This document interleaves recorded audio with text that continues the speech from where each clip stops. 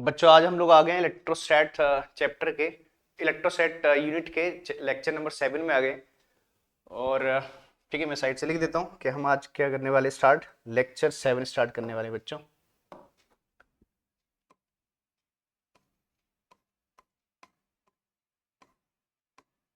Lecture number 7। ठीक है, तो इससे पहले लेक्चर 6 में बच्चों हमने एक टॉपिक पढ़ा था। हमने एक इलेक्ट्रिक डाइपोल की इक्वेटोरियल लाइन पर क्या कैलकुलेट किया था, इलेक्ट्रिक फील्ड। ठीक है ना।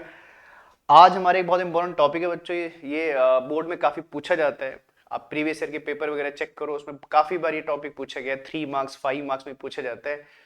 तो आज हम पढ़ने वाले हैं कि जब किसी एक डाइपोल को यूनिफॉर्म इलेक्ट्रिक फील्ड में क्या करते हैं, प्लेस करते हैं। ठीक है, तो यूनिफॉर्म इलेक्ट्रिक फील्ड में किसी डाइपोल को प्लेस करोगे तो वो क्या एक्सपीरियंस करेगा, टॉर्क एक्सपीरियंस करेगा। ठीक है ना। और टॉर्क के बारे में आपने कहाँ पढ़ा है बच्चों, क्लास 11 में पढ़ा है। ठीक है। और ठीक है बच्चों, पीछे के लेक्चर्स देखिए। ठीक है ना। इसके पीछे के जो लेक्चर है 1 to 6 लेक्चर है, क्योंकि देखो भाई एक चैप्टर के जितने भी टॉपिक होते हैं बच्चों आपस में क्या करते हैं, लिंक करते हैं। ठीक है, तो स्टार्टिंग से लेक्चर देखिए। ठीक है, चलिए तो अब आज का टॉपिक स्टार्ट करते हैं बच्चों, जो है torque on electric dipole. Torque on an electric dipole. Torque on an electric dipole placed in electric dipole placed in uniform electric field. और एक बात ध्यान देना बच्चों कि टॉर्क के लिए फील्ड का यूनिफॉर्म होना जरूरी है। मैं ऐसा कैसे बोल रहा हूं, ये अभी आप बीच में जब टॉपिक पढ़ेंगे तो ये मैं है ना, आप ये समझ भी जाओगे कि मैं यूनिफॉर्म फील्ड ही क्यों ले रहा हूं। ठीक है, तो torque on electric dipole placed in uniform electric field.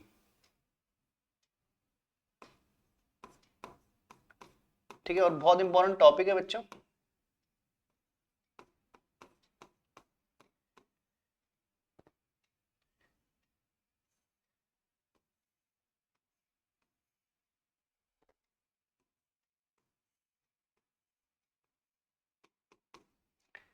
ठीक है, और पूरा टॉपिक डायग्राम बेस्ड है, तो अच्छे से डायग्राम को बच्चों पहले समझना। ठीक है, तो इसके लिए हम क्या करते हैं बच्चों, सबसे पहले क्या करते हैं, एक यूनिफॉर्म इलेक्ट्रिक फील्ड क्या कर लेते हैं, सेटअप कर लेते हैं। ठीक है ना। और आपको याद होगा हमने पीछे के लेक्चर्स में, जब मैंने एक लेक्चर में बताया था कि इलेक्ट्रिक फील्ड लाइंस की डिफरेंट प्रॉपर्टीज पढ़ी थी हमने बच्चों।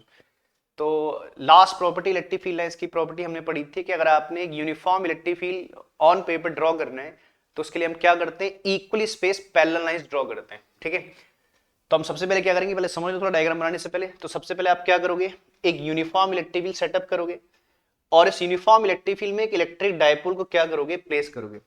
फिर आपने ये समझना है कि टॉर्क कैसे लग रहा है ना, टॉर्क के लगने के पीछे रीजन क्या है, और अगर टॉर्क लग रहा है तो उसे कैलकुलेट कैसे करेंगे। चलिए इसके लिए पहले हम लोग क्या करते हैं, एक यूनिफॉर्म इलेक्ट्रिक फील्ड सेटअप कर लेते हैं बच्चों, which is represented by equally space parallel lines. ठीक है, तो मैंने कुछ पैरेलल लाइंस ड्रॉ की हैं और इनके बीच का स्पेस क्या इक्वल है। तो ऐसे फील्ड को हम क्या बोलते हैं बच्चों, uniform electric field. Uniform electric field मतलब इस पूरे रीजन में, ठीक है ना, इलेक्ट्रिक फील्ड का मैग्नीट्यूड हर पॉइंट पे क्या रहेगा, सेम रहेगा। और जैसे हमने पीछे के लेक्चर में पढ़ा था बच्चों, अगर आप स्ट्रेट लाइन पर एरोज लगा रहे हो तो एरो इलेक्ट्रिक फील्ड की क्या दिखा रहे हैं, डायरेक्शन को भी दिखा रहे हैं। तो एक यूनिफॉर्म इलेक्ट्रिक फील्ड है, और अगर इस डायग्राम के अकॉर्डिंग देखो तो it is acting towards right. ठीक है, चलिए तो हमने क्या किया, पहले एक यूनिफॉर्म इलेक्ट्रिक फील्ड सेटअप कर लिया। अब इस इलेक्ट्रिक फील्ड में बच्चों हम क्या प्लेस कर लेते हैं, इलेक्ट्रिक डायपोल प्लेस कर लेते हैं। ठीक है, इलेक्ट्रिक डायपोल समझते हैं बच्चों। तो अब इसमें क्या करते हैं, इलेक्ट्रिक डाइपोल प्लेस कर लेते हैं। और इलेक्ट्रिक डाइपोल आप समझते हैं बच्चों, कहते हैं इलेक्ट्रिक डाइपोल में दो चार्ज होते हैं। एक चार्ज को हम क्या मान ले रहे हैं, माइनस क्यू, और एक चार्ज को क्या मान ले रहे हैं, प्लस क्यू। ध्यान रखना बच्चों, पीछे के लेक्चर्स में आपने देखा होगा, कहते हैं electric dipole is an arrangement of two equal and opposite charges separated by some small distance. ठीक बच्चों, तो हमने एक चार्ज को क्या मान लिया, माइनस क्यू, एक चार्ज को प्लस क्यू मान लिया बच्चों। ठीक है ना, समझ रहे हैं। चलो मैं थोड़ा सा चार्ज को बड़ा करके लिख देता हूं बच्चों। चलिए, तो एक चार्ज है हमारा कितना, प्लस क्यू, या इसको माइनस क्यू मान लीजिए, चलिए। तो मान लीजिए चार्ज कितना है, माइनस क्यू है, और इस एंड पे जो चार्ज है वो कितना है बच्चों, प्लस क्यू है, ठीक है ना। तो it is called an electric dipole. और आप देख रहे हो जैसे बच्चों, मैंने इलेक्ट्रिक डाइपोल को इलेक्ट्रिक फील्ड से सर्टेन एंगल पर प्लेस किया, मतलब इस डाइपोल की जो एक्सिस है फील्ड से कुछ एंगल बना दिए, ठीक है ना। ऐसे क्यों किया, अगर कहते हैं कि आप एक इलेक्ट्रिक डाइपोल को फील्ड के पैरेलल प्लेस कर दोगे तो टॉर्क नहीं लगेगा, और जब टॉर्क लगेगा नहीं तो आप कैलकुलेट नहीं कर पाओगे।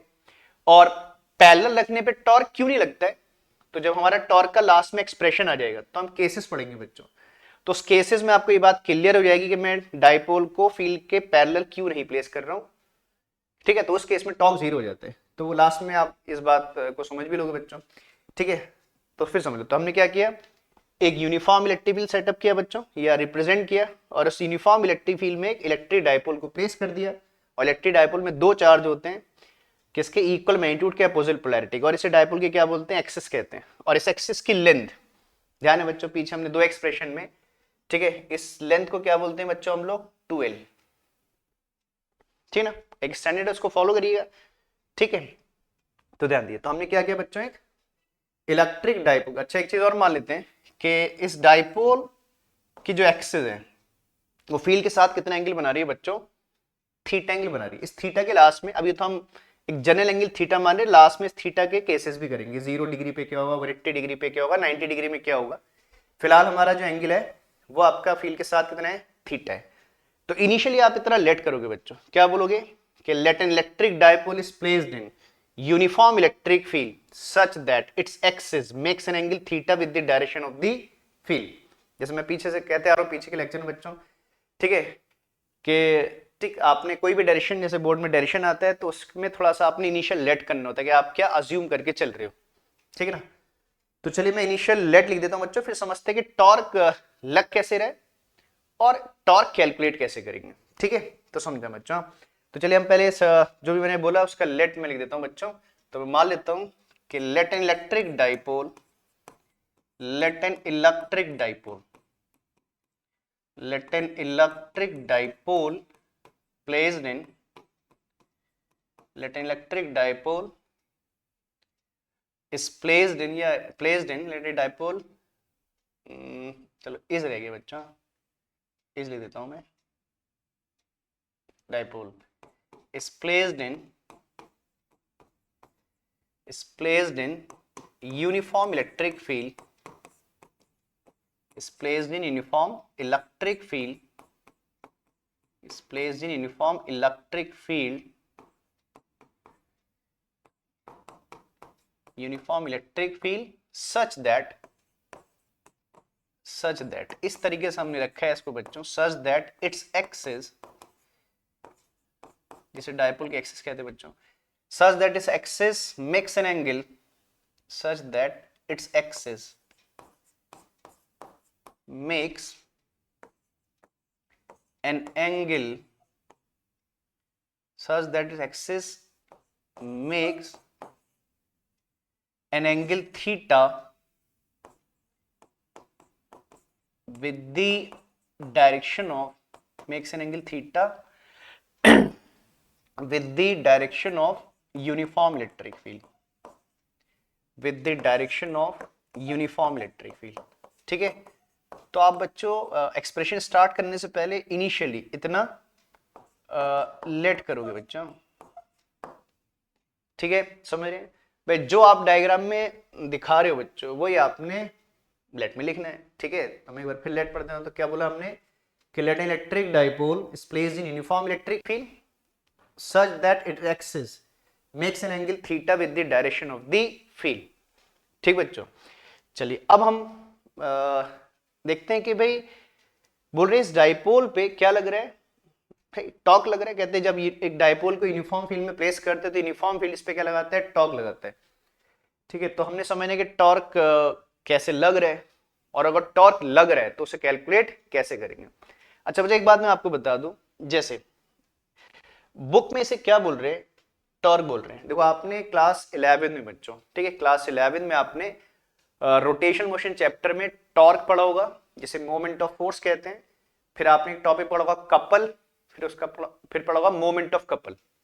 ठीक है, तो आप जानते हैं सिंगल फोर्स के टर्निंग इफेक्ट को या रोटेशनल इफेक्ट को क्या बोलते हैं, टॉर्क कहते हैं, और एक कपल के टर्निंग इफेक्ट को मोमेंट ऑफ कपल कहते हैं।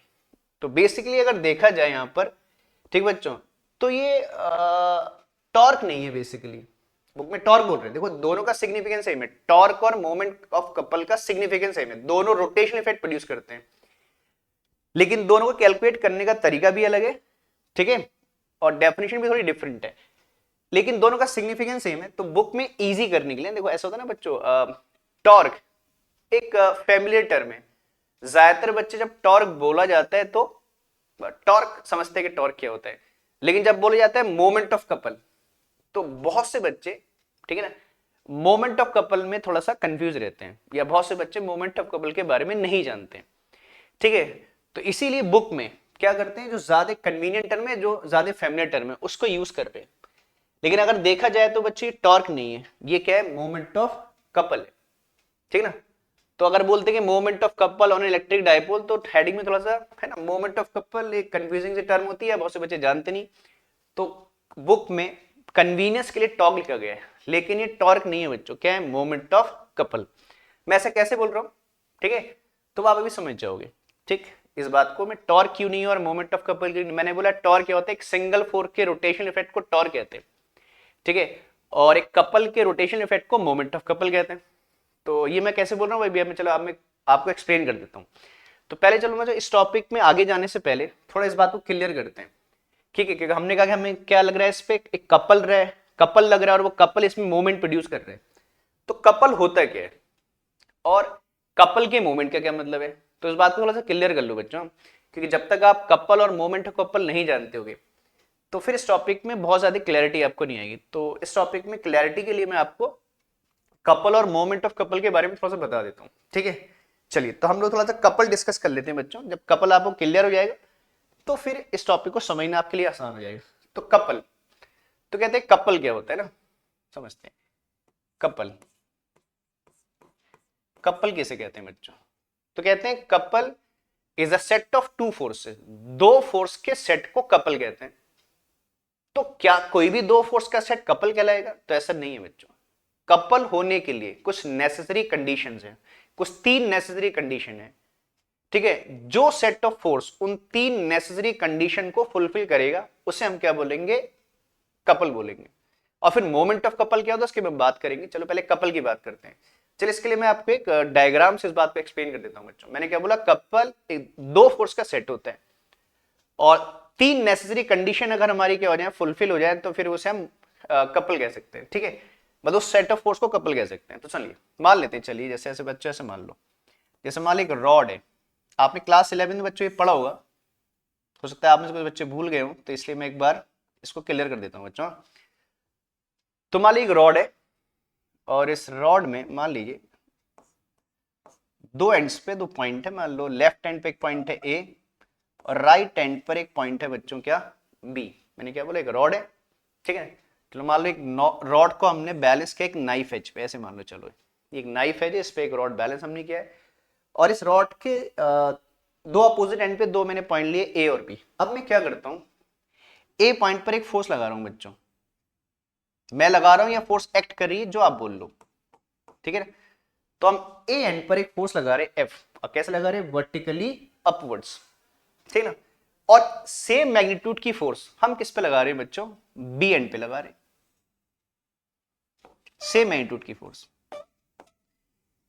ठीक है, और इस फोर्स की डायरेक्शन जो बी एंड पे लगा रहे हैं वो ए वाली फोर्स के क्या है, अपोजिट है।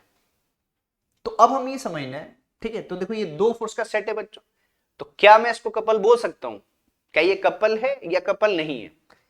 ठीक है, तो सुनिए बच्चों, तो कपल होने के लिए तीन कंडीशंस है, मैं एक एक करके उन कंडीशन को एक्सप्लेन कर रहा हूं बच्चों। पहली कंडीशन है कि अगर आप दो फोर्स के सेट को कपल बोल रहे हो, तो कपल होने के लिए सबसे पहली नेसेसरी कंडीशन है कि वो जो सेट ऑफ फोर्स है उसमें दो फोर्स होंगी। कंडीशन है कि उन दोनों फोर्स के मैग्नीट्यूड क्या होना चाहिए, सेम होना चाहिए बच्चों। तो मैंने भी देखो मैग्नीट्यूड सेम माने बच्चों, जैसे मान लो ये 1 न्यूटन है तो वो भी कितनी 1 न्यूटन। फिर समझो मैंने क्या बोला, कपल होने के लिए सबसे पहली कंडीशन है कि जिन फोर्स ऑफ सेट को आप कपल बोल रहे हो उनके मैग्नीट्यूड क्या होना चाहिए, सेम। तो हमारे केस में देखो बच्चों मैग्नीट्यूड क्या है, सेम है, ये पहली कंडीशन है। दूसरी कंडीशन क्या है कि उनकी डायरेक्शन क्या होना चाहिए, अपोजिट। ये बाद में बच्चों आपसे बार बार पीछे के टॉपिक्स में भी हमने कहा है कि अपोजिट का मतलब अगर दो वेक्टर के बीच में आप अपोजिट उनकी डायरेक्शन को अपोजिट बोल रहे हो तो उनके बीच में कितना एंगल होना चाहिए, 180 डिग्री। ठीक है ना। तो ठीक है बच्चों, देखो जैसे मैंने कहा कि एक फोर्स वर्टिकली अपवर्ड लग रही है और एक वर्टिकली क्या लग रही है, डाउनवर्ड लग रही है। तो देखो इन दो फोर्स के बीच में कितना एंगल है बच्चों, 180 डिग्री एंगल है। ठीक है। दूसरी कंडीशन क्या है, पहली कंडीशन क्या थी कि दोनों के मैग्नीट्यूड सेम होना चाहिए, सेम है। दूसरी कंडीशन है कपल के लिए कि इनके क्या होना चाहिए, डायरेक्शन अपोजिट होना चाहिए। तो देखो मेरे डायग्राम में बच्चों इन दो फोर्स की डायरेक्शन क्या है, अपोजिट है। ठीक है। तो दो कंडीशन तो मेरा ये सेट फुलफिल कर रहे हैं। अब एक लास्ट और एक इंपॉर्टेंट कंडीशन है कि इन फोर्स के जो लाइन ऑफ एक्शन है बच्चों, इन फोर्स के जो लाइन ऑफ एक्शन है वो डिफरेंट या नॉन इंटरसेक्टिंग होने चाहिए। लाइन ऑफ एक्शन का मतलब क्या होता है, कोई भी वेक्टर या जहां यहां तो हम फोर्स की बात करें, कोई भी वेक्टर या कोई फोर्स जिस लाइन पर एक्ट कर रही है उसे क्या बोलते हैं, उसका लाइन ऑफ एक्शन। जैसे मान लो एक फोर्स है वर्टिकली एक्ट कर रही है तो उसका लाइन ऑफ एक्शन, जैसे मान लो मैं किसी को पुल कर रहा हूं तो लाइन ऑफ एक्शन क्या है, वर्टिकली है। या मान लो मैं किसी को हॉरिजॉन्टली पुल कर रहा हूं, ठीक है बच्चों, पुल या पुश कर रहा हूं तो इस फोर्स का लाइन ऑफ एक्शन क्या है, हॉरिजॉन्टल है। और ऐसे पुल और पुश कर रहा हूं तो इस फोर्स का लाइन ऑफ एक्शन वर्टिकल है। ठीक है। तो कंडीशन है कि जो दो फोर्सेज हैं उनके लाइन ऑफ एक्शन क्या होना चाहिए, एक दूसरे को इंटरसेक्ट नहीं करने चाहिए, डिफरेंट होने चाहिए। तो देखिए बच्चों अगर आप लाइन ऑफ एक्शन को समझना चाहते हो तो इन फोर्स को प्रोड्यूस कर लो। तो मैं इस लेफ्ट वाली फोर्स को प्रोड्यूस कर लेता हूं तो ये क्या हो गया, इसका लाइन ऑफ एक्शन हो गया। थोड़ा सा सीधा कर देते हैं लाइन को। ठीक बच्चों, तो ये इस फोर्स का लाइन ऑफ एक्शन है जो लेफ्ट में फोर्स लग रही है। सिमिलरली अगर मैं इस फोर्स को क्या कर दूं, प्रोड्यूस कर दूं तो ये इस फोर्स का लाइन ऑफ एक्शन है बच्चों। ठीक बच्चों, तो आप देख रहे हो, देखो दोनों के लाइन ऑफ एक्शन क्या है, डिफरेंट है या क्या है, नॉन इंटरसेक्टिंग। जब पैरेलल हो जाएंगे तो इंटरसेक्ट तो करेंगे नहीं, तो आप जानते हो बच्चों। ठीक है। तो तीसरी कंडीशन नेसेसरी है बच्चों, और तीनों ही कंडीशन नेसेसरी है। कोई एक भी कंडीशन अगर फुलफिल नहीं हुई तो कपल नहीं होगा बच्चों। मैं एक एग्जांपल के थ्रू आपको बताऊंगा। ठीक है। तो मैं लास्ट टाइम बोल रहा हूं, डायग्राम कंप्लीट कर दिया मैंने। तो क्या बोला बच्चों मैंने कि दो फोर्स के सेट को कपल कहते हैं, और कपल होने के लिए तीन नेसेसरी कंडीशन है। पहली कंडीशन क्या है कि जिस सेट ऑफ फोर्स को आप कपल बोल रहे हो उनके मैग्नीट्यूड क्या होना चाहिए, सेम। तो सेम है मेरे केस में। फिर दूसरी कंडीशन क्या थी कि डायरेक्शन क्या होना चाहिए, अपोजिट। तो देखो इनकी डायरेक्शन अपोजिट है, मतलब इनके बीच में 180 डिग्री एंगल होना चाहिए। और तीसरी कंडीशन है कि इनके लाइन ऑफ एक्शन क्या होना चाहिए, नॉन इंटरसेक्टिंग या डिफरेंट होनी चाहिए। तो देखो ये दो जो सेट ऑफ फोर्स है मेरी तीनों बातों को क्या कर रहा है, फुलफिल कर रहा है। तो मैं इस सेट ऑफ फोर्स को क्या कह सकता हूं बच्चों, कपल कह सकता हूं। ठीक है। तो आप बोलोगे ये क्या है, कपल है। चलो एक मैं डायग्राम बनाता हूं, एक डायग्राम और बनाता हूं और देखते हैं क्या वो कपल होगा कि नहीं होगा। ठीक बच्चों, मैंने कहा तीनों ही नेसेसरी कंडीशन है, कोई भी एक कंडीशन फुलफिल नहीं हो तो कपल नहीं होगा बच्चों। चलो एक एग्जांपल मैं आपको बताता हूं, देखते हैं कि अब जो मैं डायग्राम बना रहा हूं क्या ये कपल है कि नहीं है। ठीक है ना, इससे आपको क्लियरिटी आ जाएगी बच्चों कि नेसेसरी कंडीशन का क्या मतलब है। देखो तो अब ध्यान दें, अगेन मैंने ऐसे मान ली एक रॉड मान ली और इसके दो एंड मान लिए बच्चों, एक एंड पर पॉइंट है ए और दूसरे एंड पर एक पॉइंट है बी, समझ रहे। और ए एंड पर मैं एक फोर्स लगा रहा हूं बच्चों टुवर्ड्स लेफ्ट, और मान लो एफ है। फिर बी एंड पर एक फोर्स लगा रहे हैं टुवर्ड्स राइट, और इसका मैग्नीट्यूड भी कितना है, एफ है। ठीक बच्चों, ये भी एफ है और वो भी क्या है, एफ। तो ये आपसे पूछते हैं कि क्या ये सेट ऑफ फोर्स, दो फोर्स का सेट है बच्चों, क्या ये कपल है। तो चेक करते हैं बच्चों, तीन कंडीशन चेक करते हैं। पहली कंडीशन क्या थी कि फोर्स का मैग्नीट्यूड सेम होना चाहिए, तो सेम है। ठीक है। फिर दूसरी कंडीशन क्या थी कि उनकी डायरेक्शन अपोजिट होनी चाहिए, तो ठीक है अपोजिट है, एक टुवर्ड्स राइट एक टुवर्ड्स लेफ्ट एक टुवर्ड्स राइट है। दूसरी कंडीशन फुलफिल हो रही है। अब तीसरी कंडीशन क्या थी कि उनके जो लाइन ऑफ एक्शन है बच्चों वो डिफरेंट या नॉन इंटरसेक्टिंग होने चाहिए। लेकिन आप देख रहे हो इन दो फोर्स के लाइन ऑफ एक्शन क्या है, सेम। देखते ना, अगर मैं इन फोर्स को प्रोड्यूस करूं बच्चों तो देखो तो दोनों का लाइन ऑफ एक्शन सेम हो गया बच्चों, ठीक ना। और अगर दो फोर्स का लाइन ऑफ एक्शन सेम हो गया तो फिर वो कपल नहीं कहलाएगा बच्चों, तो फिर ये कपल नहीं है। तो देखो ना, एक कंडीशन भी अगर फुलफिल नहीं हुई तो कपल नहीं होगा, तो ये कपल नहीं है बच्चों, ठीक है ना। और ये सेट ऑफ फोर्स हमारा कपल है बच्चों। बात समझ रहे हैं, ठीक है, so this is called couple, ठीक है ना। अब आता है कि फिर मोमेंट ऑफ कपल क्या होता है, ये तो क्या कपल, तो कपल दो फोर्स के सेट को कहते हैं। फिर एक टर्म आती है मोमेंट ऑफ कपल, मैं इसी के नीचे ऐसे लिख दे रहा हूं बच्चों, moment of couple, moment of couple, ठीक है ना। तो मोमेंट ऑफ कपल क्या होता है, तो मोमेंट का मतलब होता है बच्चों रोटेशनल इफेक्ट, ठीक है। बाकी क्लास 11 में आपने पढ़ा होगा, ऐसा नहीं है, ठीक है। तो ठीक, तो मोमेंट ऑफ कपल का मतलब होता है एक किसके, कपल के रोटेशनल इफेक्ट को क्या बोलते हैं, उसका मोमेंट कहते हैं। जैसे टॉर्क को बोलते हैं ना बच्चों मोमेंट ऑफ फोर्स, टॉर्क को बोलते हैं मोमेंट ऑफ फोर्स, लेकिन ये एक फोर्स नहीं, दो फोर्स है, तो हम इसे कपल बोल रहे हैं बच्चों, ठीक है। तो एक कपल के रोटेशनल इफेक्ट को क्या बोलते हैं, उसका मोमेंट कहते हैं। तो अगर कोई कपल किसी ऑब्जेक्ट या किसी बॉडी में क्या प्रोड्यूस कर रहा है, रोटेशनल इफेक्ट प्रोड्यूस कर रहा है, तो उसके इस इफेक्ट को क्या बोलते हैं, कपल का मोमेंट या मोमेंट ऑफ कपल। इसका एक बहुत अच्छा सा एग्जांपल होता है बच्चों, ठीक है। इसका एग्जांपल मैं आपको बताता हूं। जैसे मान लो आप साइकिल चलाते हो बच्चों ना, जैसे मान लो हम साइकिल चला रहे हैं, ठीक है। तो साइकिल में एक स्टीयरिंग होता है, उसी से हमारा टायर कंट्रोल होता है, ठीक है। तो साइकिल में क्या होता है, एक स्टीयरिंग होता है, हम स्टीयरिंग को एंड से पकड़ते हैं बच्चों, एक रॉड होती है ना, जिसे स्टीयरिंग कहते हैं। तो उस रॉड स्टीयरिंग को हम लोग पकड़ते हैं, और जैसे मान लो हम सीधे चल रहे हैं रोड में, तो हम स्टीयरिंग को सीधे पकड़ते हैं बच्चों ना, ठीक है, और सीधे चल रहे होते हैं, ठीक है। अब मान लीजिए मुझे कहीं पर टर्न करना है, मेरे राइट में एक टर्न आ गया या लेफ्ट में टर्न आ गया, तो कहीं पर भी एक टर्न आ गया, तो जब टर्न आता है तो मैं टर्न करने के लिए क्या करता हूं बच्चों, ठीक है। अभी देखो मेरे दोनों हाथ सीधे, मैं सीधे पकड़ा हूं, और अचानक से मान लो मुझे अपने राइट में टर्न करना है, तो हम क्या करते हैं बच्चों, उस स्टीयरिंग रॉड पर जो क्या करते हैं, एक एंड को हम क्या करते हैं, पुल, जैसे मान लो राइट में टर्न करें तो हम ऐसे करते हैं ना बच्चों, तो देखो हम स्टीयरिंग के एक एंड को पुल करते हैं और एक एंड को क्या करते हैं, पुश करते हैं, ठीक है। तो हम दो फोर्स लगा रहे हैं स्टीयरिंग के अपोजिट एंड पर, ठीक है, और दोनों फोर्स मैग्नीट्यूड में इक्वल होती है। अब ऐसे नहीं कि हम बिल्कुल मेजर करके लगा रहे हैं, लेकिन कुछ बातें नेचुरली हो जाती हैं बच्चों। अगर आप फोर्स कम और ज्यादा लगाओगे तो बैलेंस बिगड़ेगा, तो इन जनरल जो फोर्स होती है वो मैग्नीट्यूड में लगभग इक्वली होती है। तो हम दो फोर्स लगा रहे हैं, देखो इक्वल मैग्नीट्यूड की लगा रहे हैं और अपोजिट डायरेक्शन, देखो एक को पुश कर रहे हैं और क्यों क्या कर रहे हैं, पुल कर रहे हैं, ठीक है ना।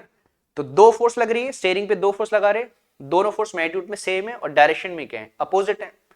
और देखिए मान लीजिए ये मेरा हाथ एक फोर्स का लाइन ऑफ एक्शन और ये मेरा हाथ दूसरी फोर्स का लाइन ऑफ एक्शन है, तो क्या मेरे हाथ आपस में टकरा रहे हैं बच्चों, नहीं, दोनों हाथ इन जनरल मेरे क्या है, पैरेलल है, ठीक है। तो देखो मैंने क्या किया, कपल लगाया बच्चों, दो फोर्स लगाई अपोजिट डायरेक्शन में, और इनके लाइन ऑफ एक्शन क्या है, डिफरेंट है, ठीक है। और मेरे कपल लगाने से इफेक्ट क्या हुआ, मैं टर्न कर गया बच्चों, ठीक है। तो इसे कपल का टर्न इफेक्ट कहते हैं।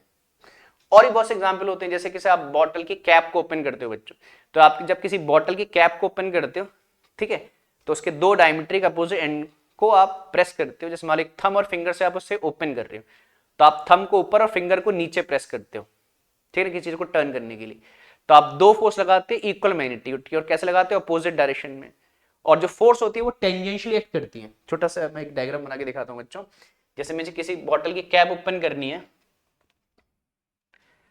तो हम ये कैप है मान लीजिए, इसके दो डायमीटर के अपोजिट एंड है, तो करते हैं ना बच्चों, हम एक फोर्स ऐसे लगाते हैं और एक फोर्स ऐसे लगाते हैं, लगाते हैं ना, उस कैप के दो अपोजिट डायमीटर के अपोजिट एंड पर, ठीक है। तो कैप को ऐसे घुमाने से क्या, मतलब ऐसे फोर्स लगाने से क्या होता है, कैप ओपन हो जाती है। तो आपने कपल है ना एक्ट किया, और कपल के इफेक्ट से क्या हो गई, वो कैप ओपन हो गई, ठीक है ना बच्चों। तो समझ गए, समझ रहे ध्यान से, समझ गए आई थिंक। तो कपल क्या होते हैं और उसके मोमेंट का क्या मतलब होता है, ठीक। तो आपको आई थिंक ये बात क्लियर हो गई होगी। चलो बच्चों मैं इसको थोड़ा अभी एक अलग साइड से बॉक्स बना दे रहा हूँ, मतलब ये बात तो मैंने आपको अलग से बताई इस टॉपिक को क्लियर करने के लिए, जो टॉपिक हम लोग पढ़ रहे हैं, ठीक है ना। देखो जब तक ये बात क्लियर नहीं होगी बच्चों, ये टॉपिक आपको एग्जैक्टली क्लियर नहीं होगा। चलो अब मुझे लगता है कि आप सब लोग कपल और मोमेंट ऑफ कपल समझ गए। चलिए अब अपने टॉपिक में वापस आते हैं बच्चों। जैसे स्टार्टिंग में मैंने कहा ना बच्चों, स्टार्टिंग में मैंने क्या बोला अभी, कि ये टॉर्क नहीं है बच्चों, ये क्या है, मोमेंट ऑफ कपल है। वो बुक में कन्वीनियंस के लिए, ऐसा नहीं कि बुक वाले नहीं जानते, लेकिन बुक वाले वो कन्वीनियंस के लिए उसे टॉर्क बोलते हैं, होता मोमेंट ऑफ कपल है। चलो अपने डायग्राम में आते हैं, हम जिस सिचुएशन में, तो हमने क्या किया था बच्चों, हमने एक यूनिफॉर्म फील्ड लिया और उसमें एक डायपोल को क्या कर दिया था, प्लेस कर दिया था, ठीक है ना। चलो अब ध्यान देना, तो अब जैसे हमने कहा कि यूनिफॉर्म फील्ड, इस पे टॉर्क लगा रहा है या मोमेंट ऑफ कपल लगा रहे हैं, तो पहले समझने के मोमेंट ऑफ कपल या टॉर्क लग कैसे रहे और उसे कैलकुलेट कैसे करेंगे। तो बच्चों ध्यान देना, क्या होता है, कहते हैं कि जब आप किसी चार्ज को, सुनना बच्चों ध्यान से, देखो टॉर्क या कपल निकालने के लिए सबसे पहले आपको क्या चाहिए, देखना है कि फोर्स, क्योंकि फोर्स के रोटेशनल इफेक्ट को टॉर्क या मोमेंट ऑफ कपल कहते हैं। तो फोर्स कहां पर है, वो कौन सी फोर्स है जो टॉर्क प्रोड्यूस कर रही है, फिर टॉर्क निकालेंगे कैसे। तो सुनो बच्चों, अब ध्यान से समझना, कहते हैं कि जब किसी चार्ज को क्या करते हैं बच्चों, इलेक्ट्रिक फील्ड में प्लेस करते हैं, तो इलेक्ट्रिक फील्ड चार्ज पे क्या लगाता है, फोर्स लगाता है, सब जानते हो सब बच्चे। और इलेक्ट्रिक फील्ड किसी चार्ज पे कितनी फोर्स लगाता है बच्चों, चलो मैं साइड में लिख दे रहा हूं पहले, ठीक है, ध्यान देना बच्चों। जब किसी चार्ज को इलेक्ट्रिक फील्ड में प्लेस करते हैं तो इलेक्ट्रिक फील्ड चार्ज पर एक फोर्स लगाता है, ठीक है, जो होती है F is equal to q into E. मतलब फोर्स निकालने के लिए आपको चार्ज का मैग्नीट्यूड चाहिए, जिस चार्ज को आप फील्ड में प्लेस कर रहे हो, और जिस पॉइंट पर आप चार्ज को प्लेस कर रहे हो उस पॉइंट पे फील्ड की स्ट्रेंथ चाहिए, ठीक है। तो अगर आप चार्ज का मैग्नीट्यूड और पॉइंट पे फील्ड की स्ट्रेंथ जानते हो, तो चार्ज एंड इलेक्ट्रिक फील्ड को मल्टीप्लाई, इस फील्ड की स्ट्रेंथ को मल्टीप्लाई करके आप उस चार्ज पे फोर्स निकाल सकते हो। चलिए, तो फोर्स का फॉर्मूला होता है Q इंटू ई। लेकिन दो बातें बच्चों, देखो हमारे केस में एक चार्ज पॉजिटिव है और एक चार्ज नेगेटिव है, ठीक है, एक चार्ज पॉजिटिव एक चार्ज नेगेटिव है, तो दोनों के मैग्नीट्यूड तो सेम है, तो दोनों पे फोर्स तो बराबर लगेगी, ठीक है। लेकिन प्लस और माइनस से क्या फर्क पड़ेगा, अगर एक चार्ज पॉजिटिव होगा और एक चार्ज नेगेटिव होगा तो फोर्स का मैग्नीट्यूड तो सेम रहेगा चार्ज के मैग्नीट्यूड से, लेकिन डायरेक्शन क्या होगी बच्चों, अपोजिट हो जाएगी। कैसे, जैसे आपको याद होगा पीछे के लेक्चर्स में जब हम लोग और टॉपिक पढ़ रहे थे, तो एक चीज मैं बार बार आपसे बोल रहा था कि अगर आप फोर्स या फील्ड को स्केलर में लिख रहे हो, अगर फोर्स एंड फील्ड को स्केलर में लिख रहे हो तो हम चार्ज का साइन नहीं लिखते बच्चों। अगर फोर्स या फील्ड को आप स्केलर फॉर्म में लिख रहे हो तो चार्ज का साइन नहीं लिखते हैं। लेकिन अगर आप फोर्स या फील्ड को वेक्टर में लिख रहे हो तो फिर चार्ज का साइन आप लिखोगे बच्चों। मींस अगर नेगेटिव है तो नेगेटिव लिखोगे, पॉजिटिव तो नहीं लिखोगे, तो अंडरस्टूड ही पॉजिटिव होता है। तो चलिए अब मैं क्या करता हूं, अब मेरे क्योंकि दो चार्ज अपोजिट साइन के हैं, तो प्लस भी एक माइनस भी, तो इस बात को समझना। चलिए अब मैं क्या करता हूं, मैं इसको वेक्टर में लिख देता हूं बच्चों। क्या लिख देता हूं, जैसे मान ली प्लस क्यू चार्ज है, वैसे प्लस लगाना कोई बहुत नेसेसरी नहीं, तब भी मैंने लिख दिया, चलिए थोड़ी क्लैरिटी के लिए लिख दिया। तो अगर कोई पॉजिटिव चार्ज है, देखो मैंने दोनों साइड वेक्टर लगा दिया, इधर फोर्स पर उधर इलेक्ट्रिक फील्ड पे वेक्टर लगा दिया बच्चों, और चार्ज को प्लस क्यू लिख दिया। तो प्लस क्यू चार्ज के लिए ऐसे आएगा।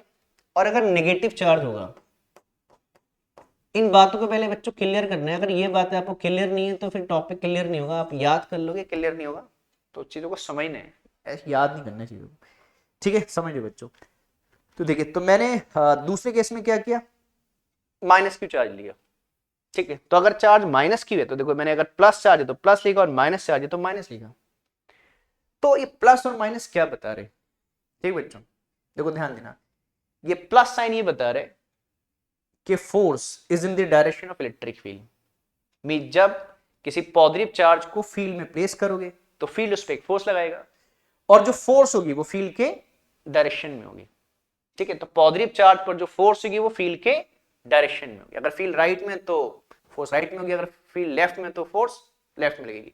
लेकिन नीचे वाले केस में बच्चों ये माइनस साइन क्या बता रहे हैं, तो अगर दो वेक्टर के बीच में माइनस साइन लगाए तो बताते हैं कि लेफ्ट और राइट की डायरेक्शन क्या है, अपोजिट है। मींस ये माइनस साइन ये बता रहे है ना कि जो फोर्स की डायरेक्शन वो फील्ड के क्या है, अपोजिट है, ठीक है। माइनस साइन क्या बता रहे कि जो फोर्स की डायरेक्शन वो फील्ड के क्या है बच्चों, अपोजिट है, ठीक है ना। मींस इसको अगर ऐसे बोले तो ऐसे कह सकते हो कि जब आप किसी नेगेटिव चार्ज को फील्ड में प्लेस करोगे तो फील्ड उस पर एक फोर्स लगाएगा, लेकिन जो फोर्स होगी वो फील्ड के क्या होगी, अपोजिट होगी।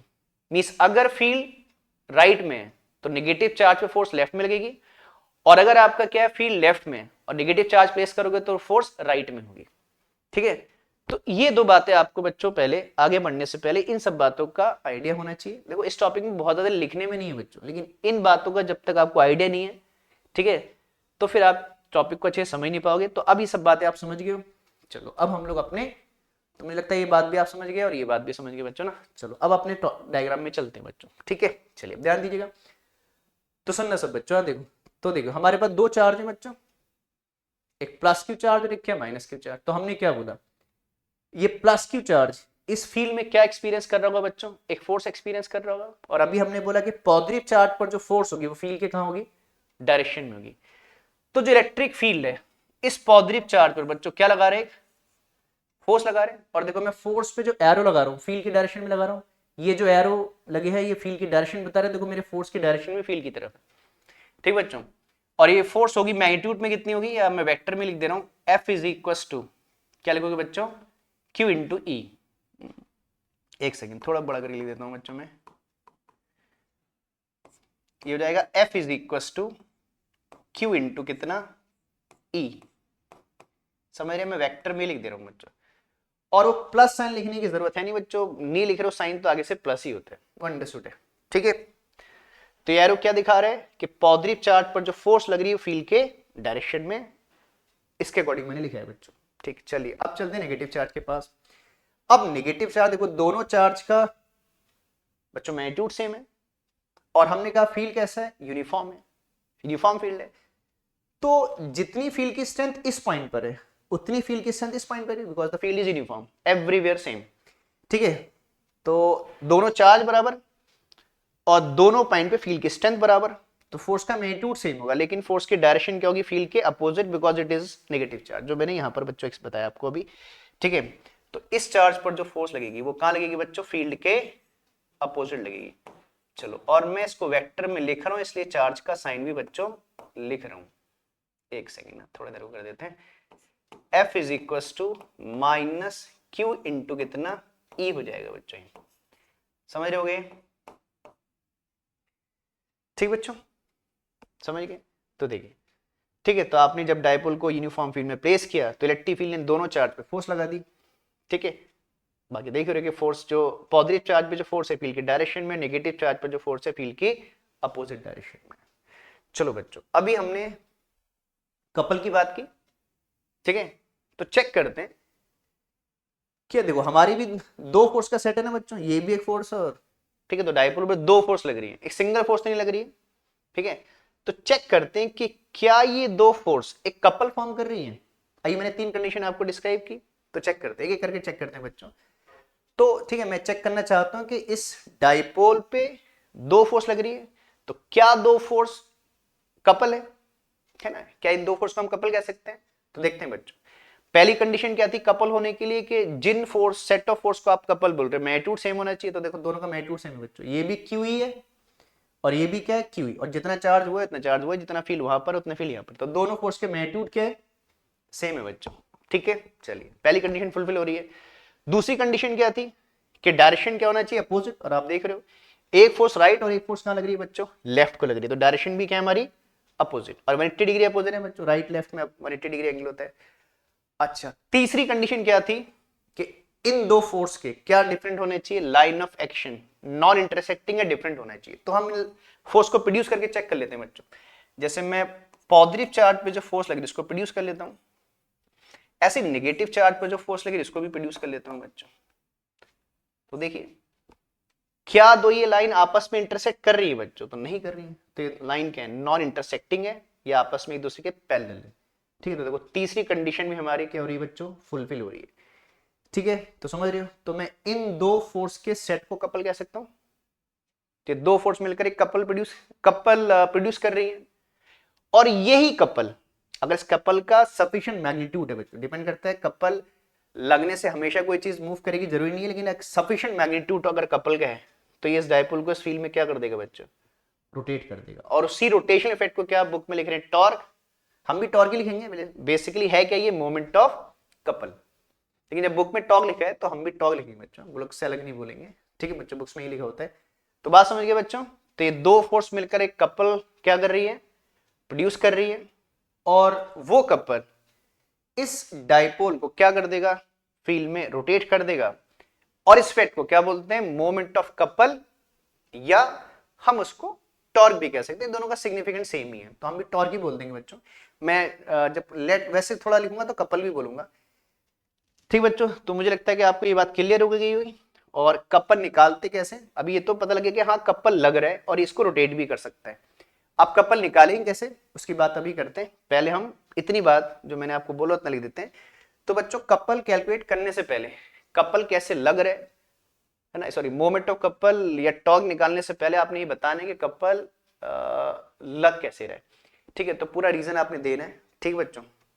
तो चलिए, तो पहले हम थोड़ा सा थ्योरी लिखते हैं, कि पहले मैं इतना लिख दे रहा हूं कि मोमेंट ऑफ कपल प्रोड्यूस हो रहे हैं। फिर निकालने के लिए क्या करेंगे, फिर डायग्राम में वापस आएंगे और निकालने का मेथड भी सीखेंगे बच्चों, ठीक है। चलिए, तो आपने क्या करना है, इतना आपने लेट कर लिया। इसके बाद आपने बोल रहे हैं कि फोर्स ऑन, पहले बताना है बच्चों कि कौन कौन सी फोर्स लग रही है और उनका इफेक्ट क्या हो रहा है, ठीक है। तो क्या बोलेंगे, force on plus q charges, force on plus q charges. तो देख रहे हो बच्चों कितनी लग रही है, वेक्टर में लिख लीजिएगा, F इज इक्वल टू कितना लग रही है, प्लस। वैसे प्लस ना लिखना कोई बहुत जरूरी नहीं है, चलिए लिख देते हैं, कोई बात नहीं, लिखने से कोई दिक्कत नहीं है। तो हमने बता दिया फोर्स ऑन, सॉरी बच्चों फोर्स को मैंने क्या लिख दिया, सॉरी, फोर्स ऑन, वो टॉर्क में बोल रहा था ना तो थोड़ा सा मिक्सअप हो गया। हाँ, तो force on plus q charges कितना होगी बच्चों, एफ और कितना जो आपने डायग्राम में लिखा है क्यू ई, मैंने यहाँ प्लस क्यू लिख दिया की बात है। फिर ऐसे ही लिखेंगे and force on negative charges, force on negative charges, ऐसी नेगेटिव चार्ज पर भी एक फोर्स लग रही है बच्चों, इसको क्या बोलेंगे, F इज इक्वल टू, देखो प्लस माइनस का तभी पता लगेगा बच्चों जब आप वेक्टर में लिखोगे, स्केलर में प्लस माइनस नहीं पता लगेगा, इसलिए हम वेक्टर में लिख रहे हैं बच्चों। बात समझ रहे, तो आपने पहले बता दिया force on plus q charges F equal to plus q E, फिर force on minus q charge is minus q E. अब इसके बाद बच्चों हम क्या बोलेंगे कि ये दो फोर्स मिलकर क्या प्रोड्यूस कर रही है, कपल प्रोड्यूस कर रही है। ऐसे बोल दो, इसको ऐसे पूरा लिख सकते हो कि ये दो फोर्स मैग्नीट्यूड में क्या है, सेम है, डायरेक्शन में क्या है, अपोजिट है, और इनके लाइन ऑफ एक्शन क्या है, डिफरेंट है। इसलिए ये दो फोर्स मिलकर क्या प्रोड्यूस कर रही है बच्चों, एक कपल प्रोड्यूस कर रही है, और वही कपल इस डायपोल को फील्ड में क्या कर रहा है, रोटेट कर रहा है। ठीक बच्चों, मैं इसको सर्किल करता हूँ बच्चों, ये ऐसा नहीं कि आप इसमें मिक्स करके लिख दो, जो इधर मैंने लिखा है इधर लिखा है, वो आपको एक्सप्लेन करने के लिए बताया था। चलिए मैं इस बात को लिख दे रहा हूँ बच्चों, फिर लास्ट में फाइनली हम क्या करेंगे, टॉर्क कैलकुलेट भी कर लेंगे, ठीक है। तो चलिए मैंने जो बोला अभी लिख देता हूँ मैं अगली स्लाइड में, ठीक बच्चों। पे आपने थ्योरी एक्सप्लेन करनी है बच्चों, हर चीज का रीजन देना है, ठीक है। आपको पता लग गया अच्छी बात है, लेकिन आपने है ना सामने वाले को भी बताना है ना, क्योंकि भाई बोर्ड में अगर आप लिख रहे हो तो आप नहीं जाओगे, आपकी कॉपी बोलेगी तो आपने पूरा एक्सप्लेन करना है कॉपी में बच्चों हर चीज को। तो क्या बोलेंगे, मैं उसी के आगे कंटिन्यू कर रहा हूँ, ऐसा करता हूँ बच्चों, स्लाइड 1 में एक बार आ जाता हूँ, और आप इसको ठीक है ना नोट करने के लिए स्क्रीन को पॉज करके स्क्रीनशॉट ले सकते हो, या स्क्रीन को होल्ड करके नोट कर सकते हो। चलो इतने टाइम में आपने कर लिया होगा। चलो अब नेक्स्ट स्लाइड में चलते हैं बच्चों, ठीक है। चला जाते हैं नेक्स्ट स्लाइड में, मैं एक बार दोबारा से पीछे आ जाऊंगा, एक बार पूरा कंप्लीट हो जाए टॉपिक। तो क्या लिखेंगे बच्चों, थोड़ा थ्योरी लिख देते हैं, कैसे कपल अप्पल लग रहा है, कैसे टॉर्क प्रोड्यूस होगा। लिखते हैं these two forces, these two मतलब जो मैंने पीछे भी लिखी बच्चों, लिखेंगे दीज टू फोर्सेस, मैं वो प्लस क्यू माइनस क्यू की बात कर रहा हूँ बच्चों, लिखेंगे दीज टू फोर्सेस, अरे यार सॉरी, दीज 2 बार हो गया बच्चों, sorry, these two forces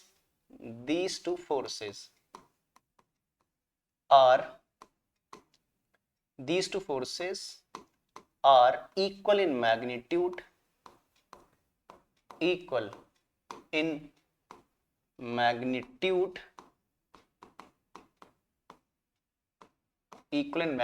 comma opposite in direction, वो तीनों कंडीशन आपने बतानी है बच्चों की, तीनों कंडीशन फुलफिल कर रही है हमारी फोर्स का जो सेट है, ठीक है। तो लिखेंगे these two forces are equal in magnitude, comma opposite in direction, and also having या having एक ही बात है, चलो बच्चों, and having different lines of action, and having different lines of action, and having different lines of action, and having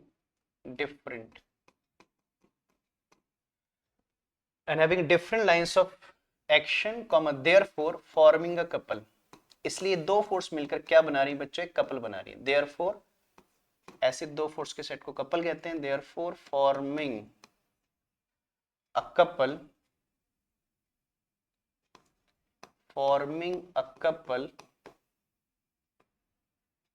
comma, और ये couple हमारे dipole को फील्ड में क्या करेगा, रोटेट करेगा। लिख देते हैं विच, ये कपल क्या कर रहा है, इसका इफेक्ट क्या हो रहा है, विच रोटेट द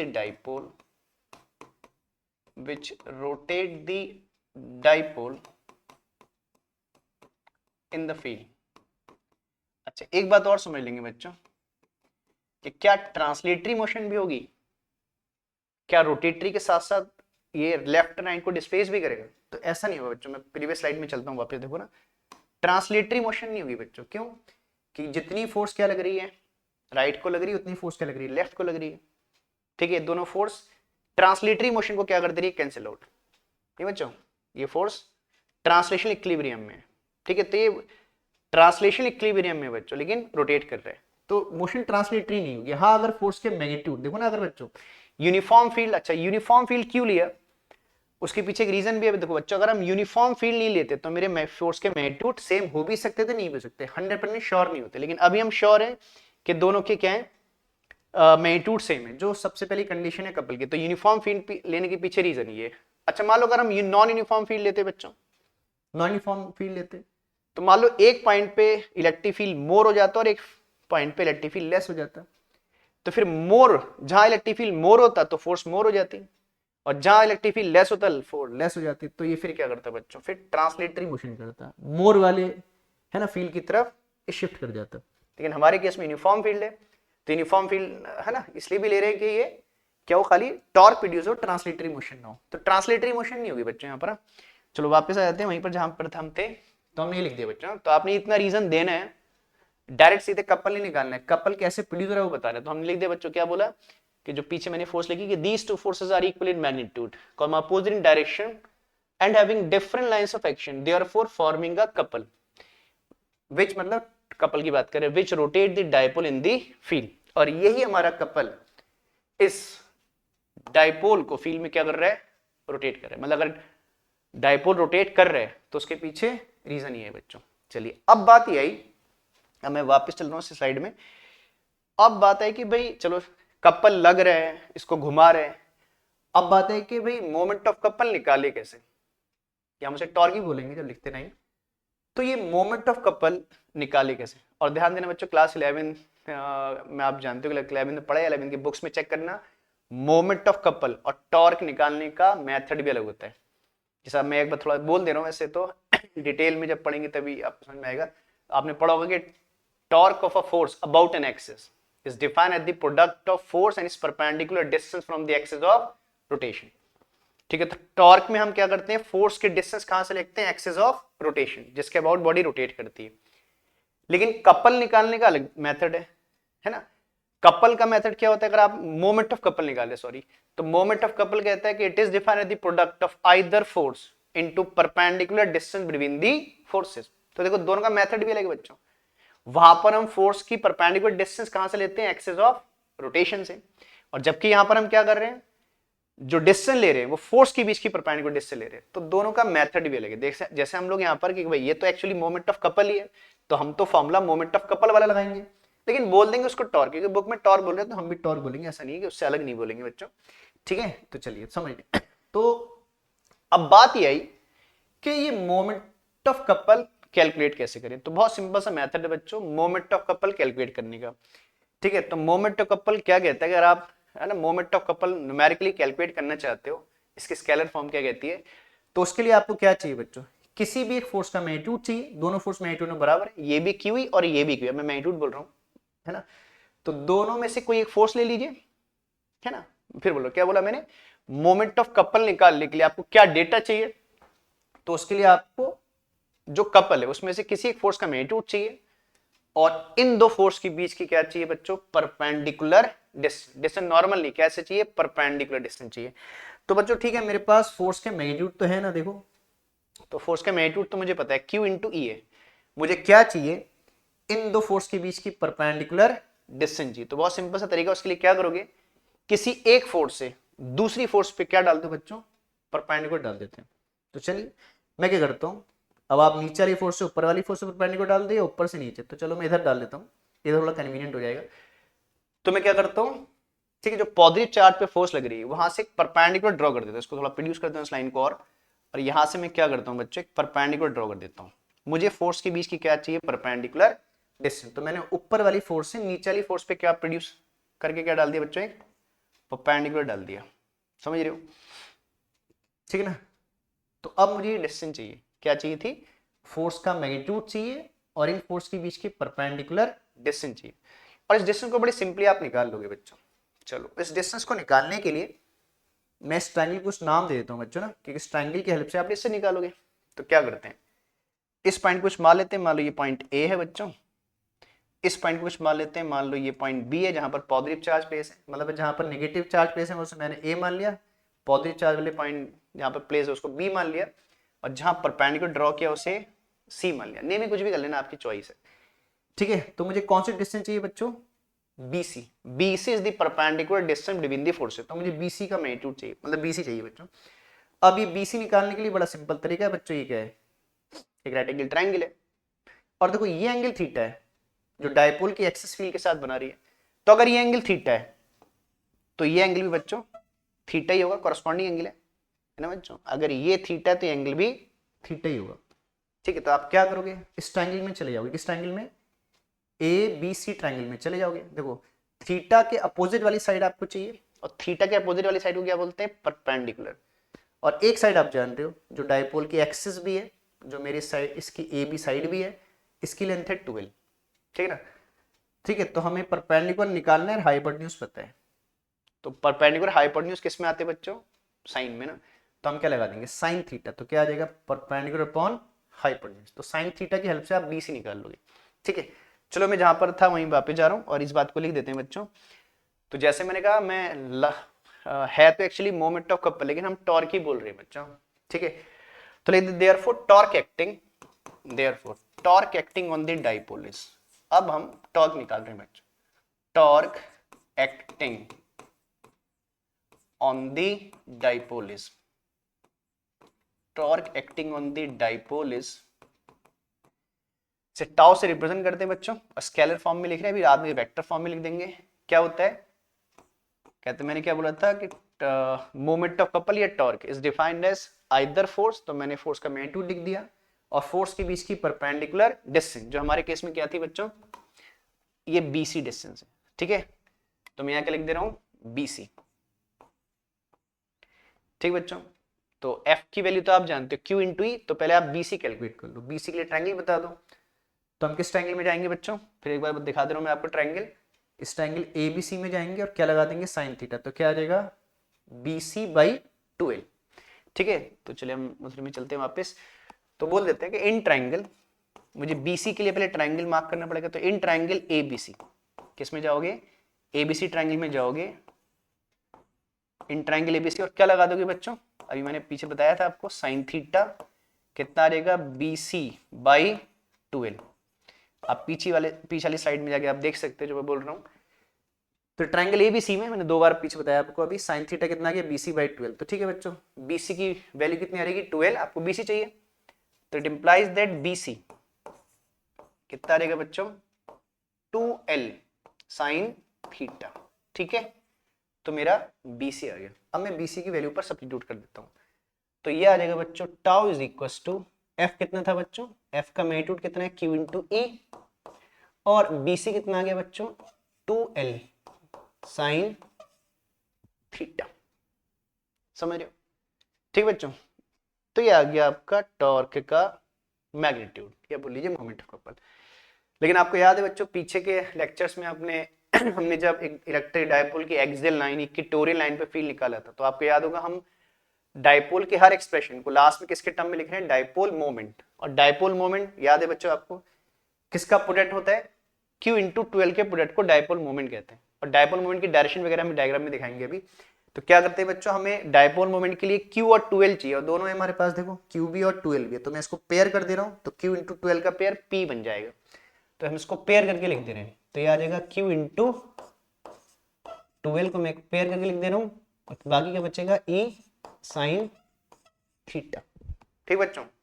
और ये Q इंटू 12 किसको क्या बोलते हैं बच्चों, इलेक्ट्रिक डाइपोल मोमेंट। तो इसे P से रिप्रेजेंट करते हैं, तो ये कितना आ गया, PE साइन थीटा, ठीक बच्चों। अब इसकी वेक्टर फॉर्म में डिस्कस करेंगे, ठीक है ना। तो स्केलर फॉर्म में, ठीक है ना, अब इसकी वेक्टर फॉर्म पढ़ेंगे, इसलिए मैं स्केलर बोल रहा हूं। तो स्केलर फॉर्म में टॉर्क की वैल्यू इतनी होती है बच्चों, कितना, PE साइन थीटा। मतलब टॉर्क निकालने के लिए आपको डाइपोल मोमेंट चाहिए जो Q × 12 के बराबर होता है, फील्ड की स्ट्रेंथ चाहिए जिस फील्ड में आप प्लेस कर रहे हो, और थीटा कि आपने डाइपोल को कितने एंगल पर फील्ड से क्या किया प्लेस। इस थीटा को एक तरीके से और भी कह सकते हैं, अभी तो फिलहाल हम इसको ऐसे बोल रहे हैं कि थीटा वो एंगल है जितने एंगल पर आपने डाइपोल को फील्ड से क्या किया प्लेस, या डाइपोल की एक्सेस फील्ड के साथ बना रही, जो मैंने लेट में भी करा था बच्चों। चलिए अब बात करते हैं बच्चों, ठीक है, ये तो आ गई इसकी स्केलर फॉर्म। अब हम इसको वेक्टर फॉर्म में लिखना चाहते हैं बच्चों, जिसमें अब मैं चाहता हूँ इसको वेक्टर फॉर्म में लिखना चाहता हूँ। चलो मैं इसका साइड में लिख देता हूँ बच्चों, नेक्स्ट साइड में नहीं जा रहा हूँ, ठीक है, क्योंकि दिखता रहेगा तो आसानी से समझ जाओगे आप। अब मैं इसको वेक्टर फॉर्म में लिखना चाहता हूँ, मैं डायग्राम में इनकी डायरेक्शन वगैरह भी दिखा दूंगा बच्चों। तो देखो मैं इसको क्या लिखना चाहता हूँ कि टॉर्क फोर्स का मूवमेंट है, और आपने क्लास 11 पढ़ा torque is a rotation force, तो वेक्टर क्वांटिटी है, ठीक है। तो चलिए, तो मैं इसको वेक्टर फॉर्म में लिखना चाहता हूं बच्चों। तो अब एक चीज चेक करते हैं पहले, वेक्टर फॉर्म में लिखने से पहले, वेक्टर में या तो आप डॉट प्रोडक्ट या क्रॉस प्रोडक्ट लिखते हो, स्केलर में डॉट और वेक्टर में क्रॉस प्रोडक्ट लिखते हो।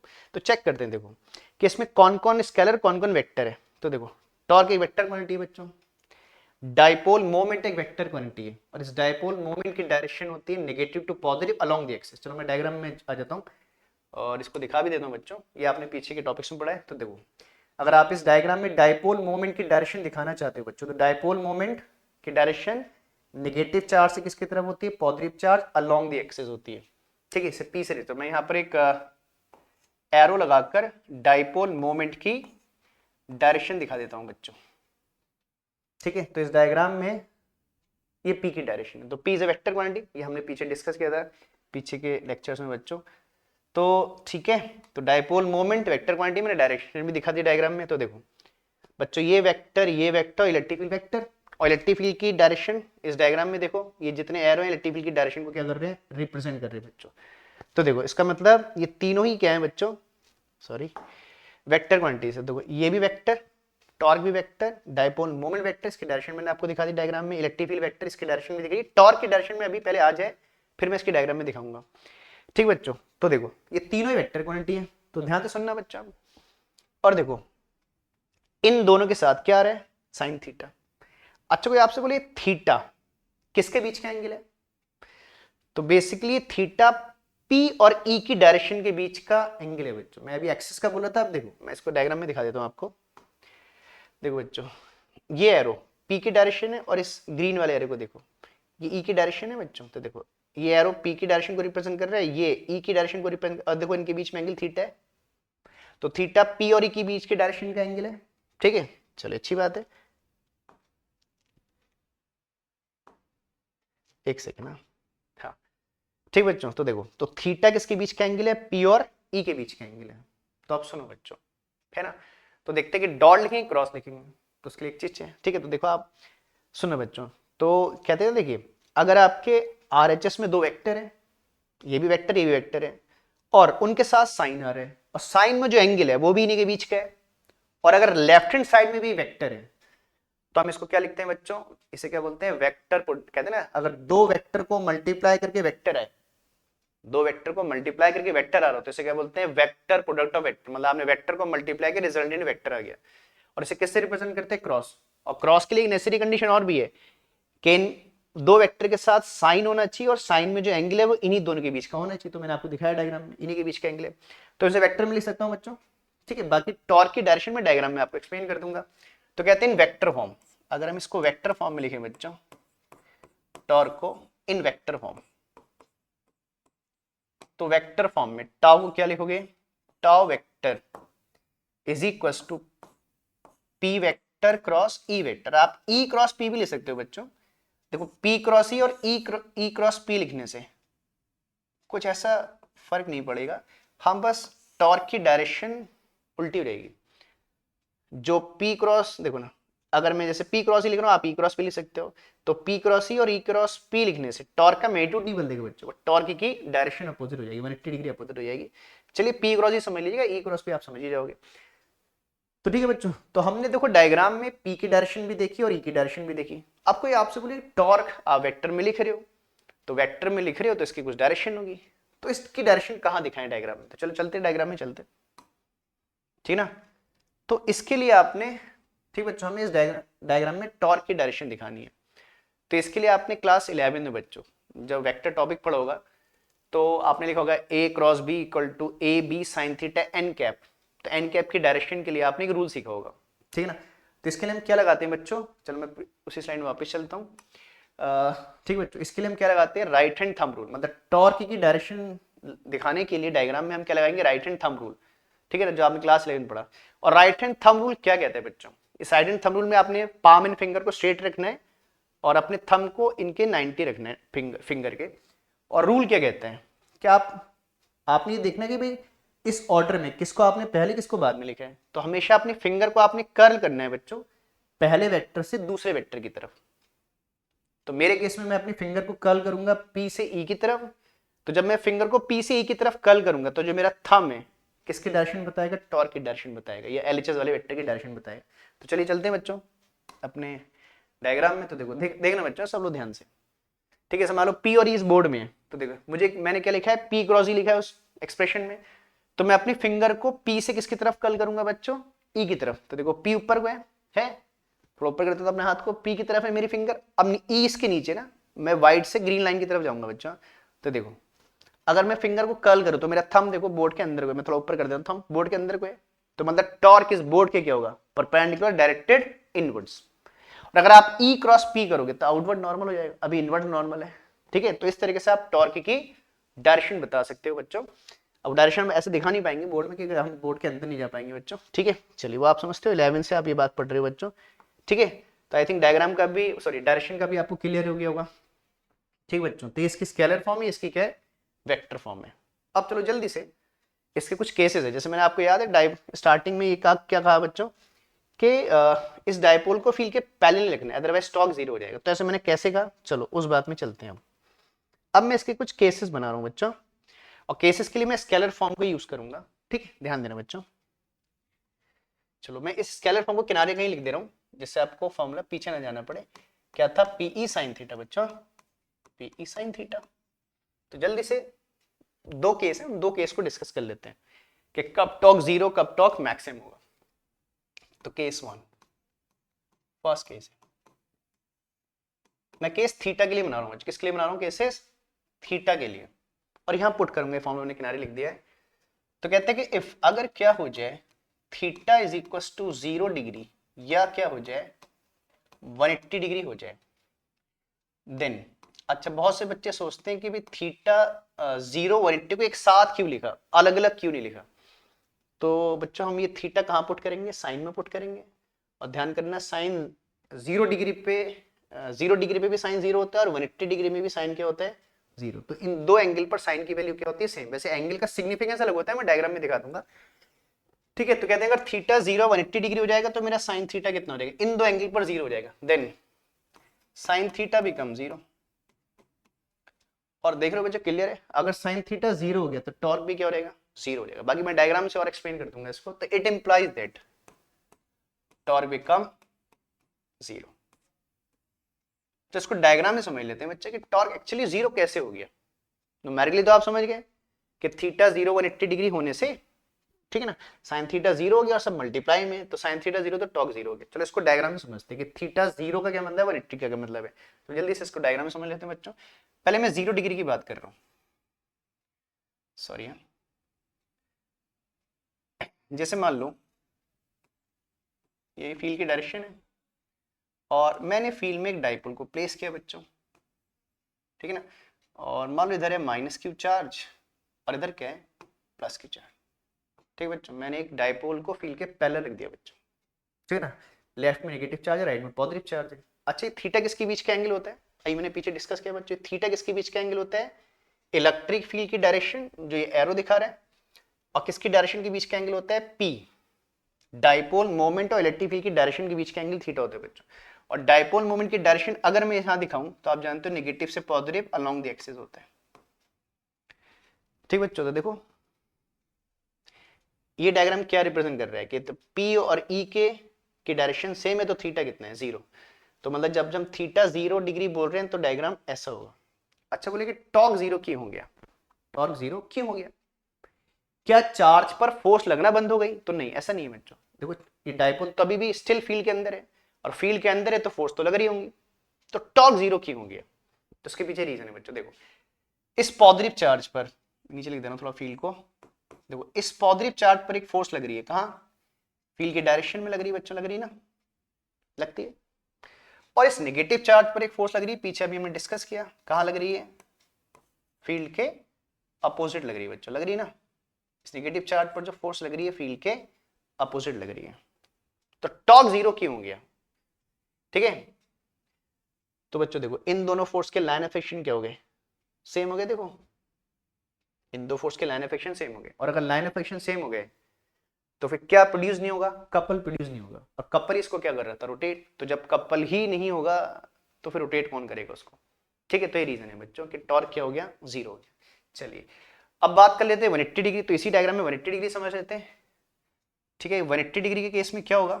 अब मान लो मैंने इस डाइपोल को बच्चों ऐसे रिवर्स करके रख दिया, इधर रख दिया प्लस क्यू चार्ज और इधर क्या रख दिया? Minus q charge. ठीक है, पहले इधर माइनस इधर प्लस था, मैंने इधर माइनस इधर प्लस कर दिया क्योंकि अब मुझे एंगल 180 डिग्री दिखाना है। और आप जानते हो कि डाइपोल मोमेंट नेगेटिव से क्या होता है? पॉजिटिव होता है बच्चों, होता है ना। देखो it is along the axis negative to positive. तो देखो अब ये डाइपोल मोमेंट की डायरेक्शन दिखा रहा है ये एरो, और ये एरो इलेक्ट्रिक फील्ड की डायरेक्शन दिखा रहा है। देखो दिखा रहा है बच्चों, अब ये दोनों क्या एक दूसरे के अपोजिट, तो एंगल कितना हो गया? 180 डिग्री। तो 180 का मतलब ये डायग्राम है, ठीक है ना। अब इस केस में टॉर्क जीरो कैसे हुआ? तो जैसे ऊपर हो वैसे यहां पर भी हो गया। कैसे बच्चों? पॉजिटिव चार्ज पर एक फोर्स लग रही है फील्ड की डायरेक्शन में, उधर लग रही है देखो,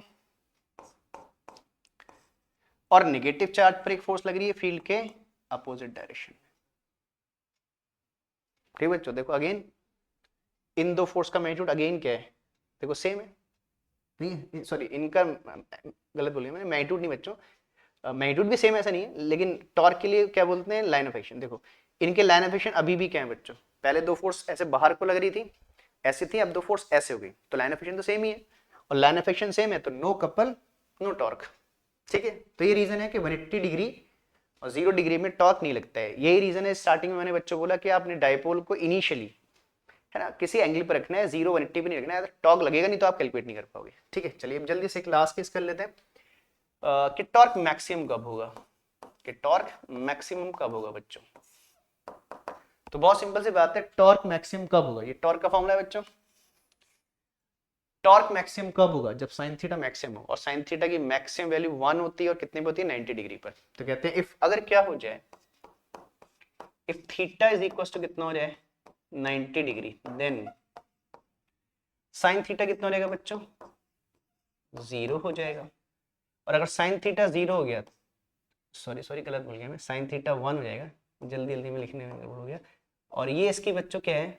मैक्सिमम वैल्यू भी है। ठीक है, 90 डिग्री पे साइन 1 और 1 साइन की क्या होती है? मैक्सिमम। साइन इन कॉस की मैक्सिमम वैल्यू 1 होती है, तो इस केस में साइन थीटा 1 और 1 इसकी मैक्सिमम वैल्यू होती है। और साइन थीटा मैक्सिमम हो गया तो टॉर्क भी कितना हो जाएगा बच्चों? मैक्सिमम। और कितना हो जाएगा? P into E हो जाएगा। तो it implies that torque is also become maximum and numerically it become P into E। बात समझ रहे हैं? तो 90 डिग्री पे टॉर्क क्या होगा? मैक्सिमम। चलो एक डायग्राम भी बना लेते हैं, छोटी सी बात है, डायग्राम भी बना ही लेते हैं अभी। ये माइनस क्यू चार्ज है मान लो, ये क्या है? प्लस क्यू चार्ज है, और फील्ड ऐसे है बच्चों। ध्यान देना एंगल किसके बीच का होता है बच्चों? डाइपोल मोमेंट और किसके बीच का? और डाइपोल मोमेंट क्या होगा? Negative to positive. तो देखो एंगल 90 हो गया बच्चों, डाइपोल मोमेंट और फील्ड के बीच का एंगल 90 हो गया। तो आई थिंक ये क्लियर हो गया होगा आपको, केसेस भी क्लियर हुए होंगे। ठीक बच्चों, तो टॉर्क में इतनी बातें होती हैं। ठीक है, और अगर बोर्ड में टॉर्क का एक्सप्रेशन करने को आया बच्चों तो केसेस आपने लिखने, जब केसेस पूछेंगे तो लिखने, लेकिन हमने केसेस में बहुत सी बातें सीखनी थी इसलिए केसेस किए। ठीक बच्चों, चलो मैं जल्दी से तीनों स्लाइड आपको एक बार दोबारा दिखा देता हूँ नोट वगैरह करने के लिए। ठीक बच्चों, चलो स्लाइड 1 में आप पहले देख लो एक बार जल्दी से, स्क्रीनशॉट लेके या पॉज करके नोट कर सकते हो। चलो अब सेकंड स्लाइड में आ जाते हैं बच्चों। ठीक है, ये हमारी सेकंड स्लाइड थी, इसको आप नोट कर सकते हो। और देखो नोट करने जाते देखना है बच्चा, देखो ठीक है, जो एक्सप्लेनेशन है उसको समझना है, खाली नोट करने सब कुछ नहीं होता है। चलिए ठीक, चलो आई थिंक तो समझ गए हो बच्चों। तो एक बहुत अच्छा टॉपिक है, ठीक है, बहुत ज़्यादा पूछा जाता है बोर्ड्स वगैरह में बच्चों। ठीक है, तो चलिए आज हम बच्चों इस वीडियो को आज ही एंड करते हैं, और नेक्स्ट वीडियो में हम डायपोल कंप्लीट कर देंगे बच्चों। डायपोल का एक टॉपिक हमारा बच्चा है potential energy of electric dipole placed in uniform electric field, और इसी टॉपिक के अंदर दो बातें और सीखने की, स्टेबल इक्विलिब्रियम क्या होता है और अनस्टेबल इक्विलिब्रियम क्या होता है। तो तब हमारे टॉपिक क्या हो जाएंगे, डायपोल वाले कंप्लीट हो जाएंगे। फिर उसके बाद आपके जो टॉपिक रिमेनिंग है इस चैप्टर में वो किस पे बेस्ड है, टॉर्क में बेस्ड है। ठीक बच्चों, तो डायपोल के बाद टॉर्क आएगा, टॉर्क पे ही हमारा चैप्टर एंड हो जाएगा। फिर उसके बाद जब चैप्टर एंड हो जाएगा तो हम न्यूमेरिकल वगैरह डिस्कस करेंगे बच्चों, न्यूमेरिकल कंसेप्चुअल क्वेश्चंस। ठीक बच्चों, और इन वीडियो को बच्चों, जैसे हर वीडियो में हम बोलते हैं कि बच्चों इन वीडियो को अपने ठीक है साथ के बच्चों को शेयर करो बच्चों, बाहर जो लोग रह रहे हो उनको शेयर करो, और शेयर करने के साथ उनसे ये भी बोलोगे इसको सब्सक्राइब करें बच्चों। सब्सक्राइब करने से एक एडवांटेज ये है कि आप जब सब्सक्राइब कर लोगे तो फिर आप जब चैनल ओपन करोगे तो आपको क्या होगा, सब वीडियो मिल जाएंगे। ठीक है, तो वैसे आप सब्सक्राइब नहीं करोगे तो आपको वीडियो सर्च करने पड़ेंगे। ठीक है, तो अच्छा मेथड ये है कि आप उसको सब्सक्राइब करिए बच्चों। ठीक है बच्चों, चलो फिर हम जल्दी नेक्स्ट वीडियो में मिलेंगे बच्चों, हम लेक्चर 8 में। फिर इसके बाद टॉर्क के टॉपिक हम कंप्लीट कर देंगे। ठीक है बच्चों, तो आज इसको एंड करते हैं, चलो नेक्स्ट उसमें मिलेंगे बच्चों। चलिए, थैंक यू आज के लिए।